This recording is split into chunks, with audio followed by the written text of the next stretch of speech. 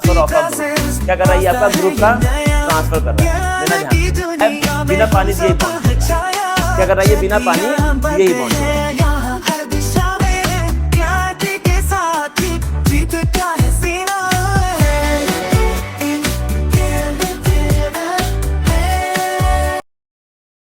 देखेंगे बड़े ध्यान से टाइप्स ऑफ एंजाइम। अब हमारा ये थोड़ा सा पार्ट इसका बाकी है। अब देना इसमें एक चीज मैं ध्यान से बोल दूं, डिस्क्लेमर पता नहीं क्या बोल रहा हूँ, ठीक है। कुछ बातें अगर हम बोल दें डिस्क्लेमर के रूप में कि आपका जो एनसीईआरटी क्या हुआ इसमें कोई दिक्कत नहीं है, हाँ वो तो मैं ऐसे रहूंगा ना भाई, कोई दिक्कत वाली बात नहीं। मैं कह रहा हूँ कि आपका कुछ इसमें पार्ट जो है एनसीईआरटी में जो एंजाइम के बारे में लिखा हुआ है वो 2-3 पेज में लिखा हुआ है, ठीक है। कुछ बातें ऐसी हैं जो घुमा करके फिर से वही बातों को बार बार बोला गया है। तो हम लोग क्या है, अब हम लोग पहुंच चुके हैं कौन सी क्लास में, 11th क्लास में। तो हम लोग कहानी नहीं पढ़ने वाले, हम लोग क्या पढ़ने वाले हैं, ऐसी चीज जो एक ही बार पढ़नी है वही हम लोग पढ़ने वाले हैं, ठीक है। एनसीईआरटी पढ़ने में क्या है, रीड हम लोग करेंगे एनसीईआरटी अलग से, लेकिन हम लोग पूरी बुक को एक क्लास में पढ़ेंगे, ठीक है। एक पूरे क्लास में पूरी बुक पढ़ा लेंगे, तो उस तरीके से हम लोग पढ़ने वाले हैं। तो आप एनसीईआरटी की बुक को खुद से एक बार पढ़ेंगे तो बहुत सारी बातें एंजाइम के बारे में दी हुई हैं जो आपको ऑलरेडी या तो पता होंगी, अगर नहीं पता होंगी तो उसको बार बार रिपीट किया गया है एनसीईआरटी के ऊपर। तो एक बार पढ़ना, अगर फिर भी मान लो इसको छोड़ के तुमको कुछ एक्स्ट्रा पॉइंट मिलता है और वो आपको डाउट मिलता है तो आप मुझसे पूछ लेंगे, इसमें जिम्मेदारी वो आपकी है, ठीक है। आप मुझसे रोक करके उस डाउट को पूछ लेंगे, हालांकि मैं एनसीईआरटी की बुक एक बार फिर से पढ़ाऊंगा, ठीक है। अब देना टाइप्स ऑफ एंजाइम क्या होता है। पहला टाइप क्या है इसमें, सिंपल एंजाइम। क्या है, सिंपल एंजाइम। समझा सिंपल एंजाइम क्या चीज है, ऐसा एंजाइम जो सिर्फ प्रोटीन से बना है, जिसमें सिर्फ प्रोटीनेशियस पार्ट ही प्रेजेंट है, उसको हम लोग क्या बोलते हैं, सिंपल एंजाइम। और ज्यादातर एंजाइम जो हमारे बॉडी में वो क्या रहते हैं, प्रोटीनेशियस ही होते हैं, उसमें सिर्फ प्रोटीन ही होता है। जैसे तुमको पता होगा पेप्सिन एंजाइम, कौन सा एंजाइम, पेप्सिन एंजाइम, सबको पता, दुनिया को पता है, सिर्फ आपको किससे बना है, प्रोटीन से। दूसरा क्या होता है तुम्हारा, कॉन्जुगेटेड एंजाइम। क्या होता है, कॉन्जुगेटेड एंजाइम। समझना क्या होता है, it consist of both protein and non protein part. अब इसमें कुछ पार्ट तो प्रोटीन से बना होगा और कुछ किससे बना होगा, नॉन प्रोटीन से बना होगा, मतलब प्रोटीन को छोड़ करके कुछ और भी उसके अंदर प्रेजेंट होगा। समझना बड़े ध्यान से क्या होता है। अब देखो क्या है, कॉन्जुगेटेड एंजाइम क्या है, एक तरह का एंजाइम है, उसकी जो एक्टिवेटेड फॉर्म होती है उसको हम लोग क्या बोलते हैं, होलो एंजाइम। होलो एंजाइम क्या है, कॉन्जुगेटेड एंजाइम का ही एक्टिवेटेड फॉर्म, ठीक है। मतलब ये भी क्या एक तरह का कॉन्जुगेटेड एंजाइम ही है, बस उसका एक्टिवेटेड फॉर्म है। अब इसमें क्या होगा, देखो कॉन्जुगेटेड एंजाइम है, इसका मतलब क्या होगा, इसमें एक पार्ट तो क्या होगा, प्रोटीन होगा, और एक क्या होगा तुम्हारा, नॉन प्रोटीन पार्ट होगा। प्रोटीन पार्ट को हम लोग क्या बोलते हैं, एपो एंजाइम बोलते हैं, ठीक है। इसमें कुछ टर्म है उसको आपको ध्यान देना पड़ेगा। तो क्या है, होलो एंजाइम के प्रोटीनेशियस पार्ट को हम लोग क्या बोलते हैं, एपो एंजाइम बोलते हैं, ठीक है। होलो एंजाइम के प्रोटीनेशियस पार्ट को हम लोग क्या बोलते हैं, एपो एंजाइम बोलते हैं। नॉन प्रोटीन पार्ट को हम लोग क्या बोलते हैं, कोफैक्टर बोलते हैं। समझने वाली बातें हैं। होलो एंजाइम क्या एक तरह का कॉन्जुगेटेड एंजाइम है, उसके प्रोटीनेशियस पार्ट को हम लोग क्या बोलते हैं, apo enzyme. Non protein part को हम लोग क्या बोलते हैं, कोफैक्टर, ठीक है। अब कोफैक्टर दो टाइप के हो सकते हैं, एक क्या है जो टाइटली बाउंडेड होंगे एपो एंजाइम के साथ, मतलब बहुत टाइटली बंधे हुए होंगे, बहुत टाइटली बॉन्ड बनाए हुए होंगे किसके साथ, एपो एंजाइम के साथ। और एक क्या होंगे जो बहुत लूजली बॉन्डेड होंगे, क्या होंगे, बहुत लूजली बाउंडेड का मतलब क्या है, जुड़े हुए, ठीक है। क्या है, जुड़े हुए। तो एक तो क्या होंगे बहुत टाइटली उससे एकदम जुड़े हैं, और एक क्या है बहुत लूजली उसके साथ जुड़े हुए हैं। अब समझना बड़े ध्यान से।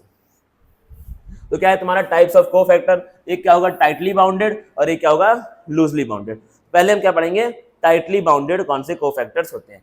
और इसमें आपका ऑर्गेनिक भी हो सकता है ये सब्सटेंस, इनऑर्गेनिक भी हो सकता है, या फिर कोई मेटल आयन भी हो सकता है ये, ठीक है। समझना।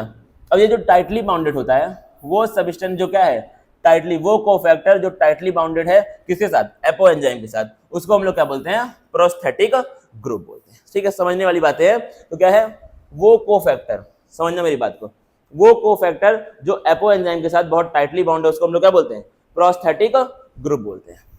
क्योंकि देखो जो प्रोस्थेटिक इसमें शब्द है इसका मतलब ही क्या होता है, एडिशन होता है। क्या होता है, प्रोस्थेटिस का मतलब ही क्या होता है आपका, बायो में एडिशन होता है। तो वो समझने वाली बात है इस समय। अब क्या लिखा है देखो, ये क्या है बहुत टाइटली बाउंडेड, मतलब क्या है, रिएक्शन के पहले, before and after the reaction it is always attached to apo. मतलब क्या है, जब रिएक्शन शुरू हुआ है, जब रिएक्शन खत्म हुआ है, ये हमेशा एपो एंजाइम से क्या रहेगा, अटैच रहेगा। काम क्या है इसका, एंजाइम है, मतलब ये क्या करेगा, कैटलिस्ट का काम करेगा। तो क्या करेगा, कैटेलिसिस करेगा। क्या करेगा, कैटेलिसिस, मतलब एंजाइम जो भी रिएक्शन हो रहा है उसकी स्पीड को बढ़ाने का काम करेगा। तो क्या है, रिएक्शन के पहले रिएक्शन के बाद ये हमेशा एपो एंजाइम से अटैच्ड रहेगा, कभी भी उसका साथ नहीं छोड़ेगा। देख रहा क्या है। अब देना कैटलेस हो गया, ये क्या होगा, पेरोक्सिडेज। ये सब क्या एंजाइम्स के नाम है, कैटलेज या फिर पेरोक्सिडेज। अब देखो इनमें क्या होता है, इनमें iron containing heme group present होता है। ये जो हीम है यही क्या है, कोफैक्टर होता है। इन एंजाइम के अंदर ये हीम क्या होता है आपका, कोफैक्टर होता है, टाइटली बाउंडेड होता है किसके साथ, एपो एंजाइम के साथ। तो हीम का मतलब ही क्या होता है, आयरन कंटेनिंग कोफैक्टर, ठीक है। तो ये क्या एक एग्जांपल दिया किसका, टाइटली बाउंडेड कोफैक्टर का। क्या एग्जांपल है, हीम।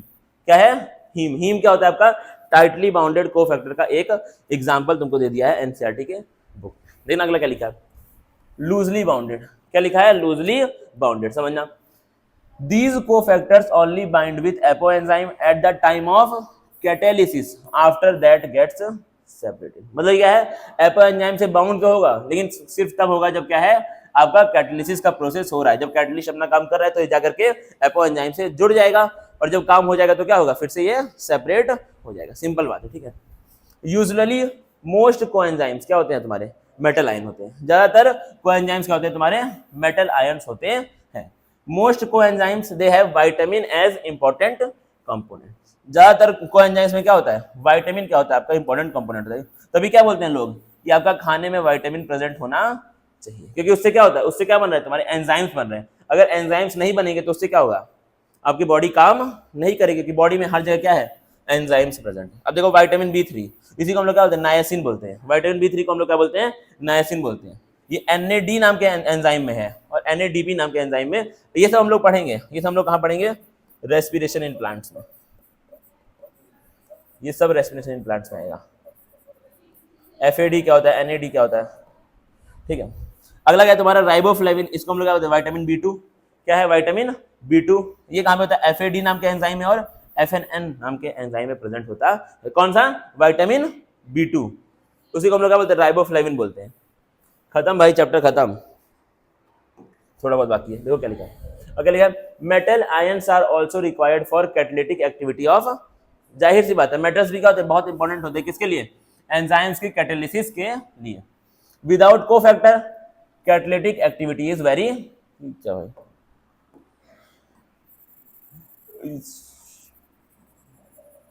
देखो कोफैक्टर के बिना क्या हो जाता है, कैटालिटिक एक्टिविटी क्या हो जाती है, बहुत कम हो जाती है, इज वेरी लेस, या फिर इज डिक्रीज्ड बोल सकते हैं। तो क्या है, अगर कोफैक्टर एंजाइम के पास नहीं होगा तो उसकी क्या हो जाती है, कैटालिटिक एक्टिविटी बहुत कम हो जाती है, बहुत हल्की हो जाती है। समझना मेटल आयन की कुछ इंपॉर्टेंस। जिंक कहाँ पर होता है आपका, कार्बोक्सी पेप्टाइडेज में आपका पाया जाता है। कौन, जिंक मेटल। अगला क्या है, आयरन कहाँ पाया जाता है, साइटोक्रोम ऑक्सीडेज में पाया जाता है। ये सब काम आएगा कहाँ पर, रेस्पिरेशन इन प्लांट्स में। क्लोराइड आयन कहाँ होता है, सेलिब्री एमाइलेज। जान रहे होगे इसको तो, सेलिब्री एमाइलेज जान रहे हो ना, सलाइवा। अब क्या, मॉलिबेडनम। क्या होना ये, मॉलिबेडनम। नाइट्रेट रिडक्टेज नाम के एंजाइम में पाया जाता है। होलो एंजाइम का मतलब क्या है, एपो एंजाइम प्लस कोफैक्टर। ये क्या, प्रोटीनेशियस पार्ट, और ये क्या है तुम्हारा, नॉन प्रोटीनेशियस पार्ट। पता है, बता दिया। कोफैक्टर कैन बी को एंजाइम और मेटल आयन। ये तो मेटल आयन है, फिर को एंजाइम। सिंपल बात है। अब देखो क्या आपका नोमेनक्लेचर हमको देखना है किसका, एंजाइम का nomenclature.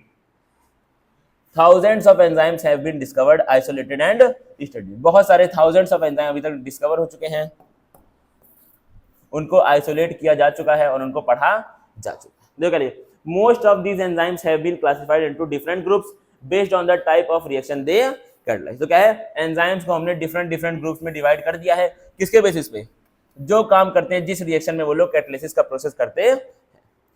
Enzymes are divided into 6 classes, each with 4 to 13 subclasses and named accordingly by a 4-digit number। देखना, ऑक्सीडोरिडक्टेज। क्या है, ऑक्सीडोरिडक्टेज।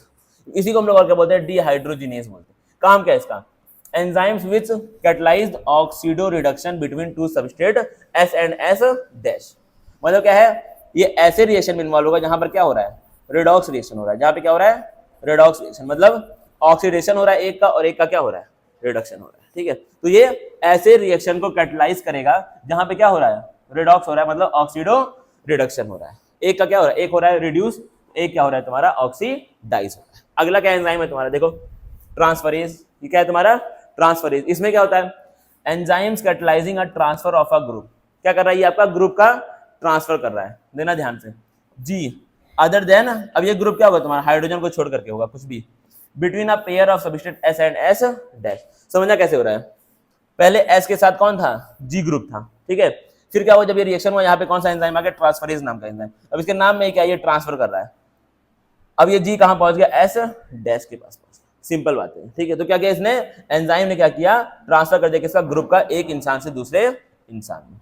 हाइड्रोलेस क्या है तुम्हारा, enzyme catalysing hydrolysis of ester. Hydrolysis का मतलब क्या होता है, इसका मतलब क्या होता है, रिमूवल ऑफ वाटर।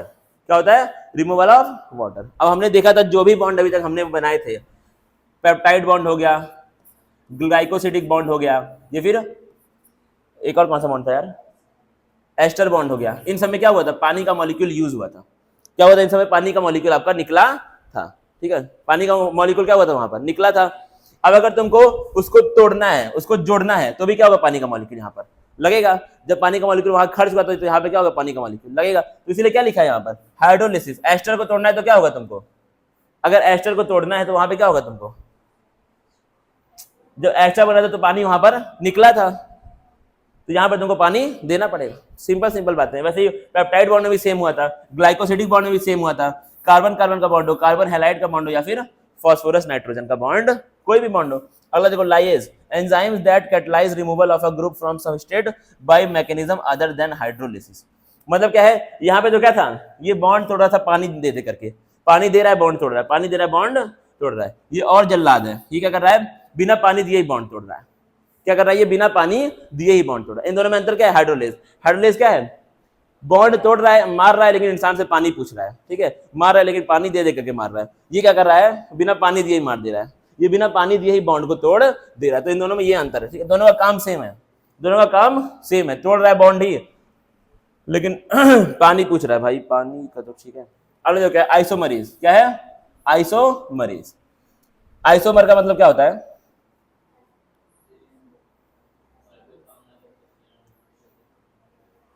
ठीक है, includes all enzyme catalysing inter conversion of optical, geometrical और पोजिशनल आइसोमर। अब ये तीनों हम लोग पढ़ेंगे कहां पर, ऑर्गेनिक में। ऑप्टिकल आइसोमर, ज्योमेट्रिकल आइसोमर और पोजिशनल आइसोमर। करता क्या, इसका बेसिक काम क्या है, क्या करता है, ये एंजाइम को, ये जो भी सबस्ट्रेट है उसका आइसोमर बना देगा। क्या करेगा, जो भी सबस्ट्रेट है प्रेजेंट उसका क्या करेगा, आइसोमर। चलो एन ब्यूटेन है, नॉर्मल ब्यूटेन लगा दो यहाँ पर, आइसोमर कोई भी आइसोमरेज लगा दो, क्या बन जाएगा तुम्हारा, इसका आइसोमर मतलब आइसोब्यूटेन बन जाएगा। कौन बन जाएगा, आइसोब्यूटेन। इस तरीके से क्या है, ये आइसोमरेज आपका आइसोमर बनाने का काम कर रहा। अगला क्या है तुम्हारा, लाइगेज। कौन है, ligase. Enzyme catalysing the linking together of two compounds. क्या कर रहा है, ये दो कंपाउंड्स को जोड़ने का काम कर रहा। सिंपल बातें हैं। कैटलाइज जॉइनिंग हो तो कार्बन ऑक्सीजन बॉन्ड बन जाएगा, carbon sulphur bond, carbon nitrogen bond, या फिर फॉस्फोरस ऑक्सीजन बॉन्ड आपका यहाँ पर बनने को दिखेगा, ठीक है। अब इतना पढ़ लो जल्दी। ये चैप्टर क्या हो चुका है, इसी बात पे हमारा खत्म हो चुका है, इसको बंद कर दो।